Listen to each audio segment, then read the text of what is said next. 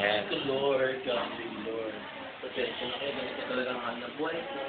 Ang una kong hanap buhay, manloko ng tao. Pangalawa, magturo ng saya. Pangatlo, magtayo ng pala. Pang-apat, careless. Kaya, minsan, nabubuhay ko na ganito. Maliwas ka. Hindi niyo ba nakikita ang bewa ko? Benefit ko nga sa kalapati ng hita ko. Diba? Ganito talaga, dati makinis ako eh. Kaya alam mo, mag-aeroplano sinasakyan ko noon, napuno ako ng bakal. Nung tinanggalan ng bakal sa mukha ko, ayan, lumabas na ganito. Pero hindi ako nagsisisi. At alam niyo, bewa ko dati, 24 talaga. 5 days ako palutang-lutang sa dagat nung lumubog yung bakit. Sinagip ako after 6 days na. Bloated na katawan ko, lumubo na sa tubig. Kaya pinagsisisiya ko lang. Kaya sa susunod, hindi na ako sakay ng plano sa barko. Maglalakad na lang. Mas maganda.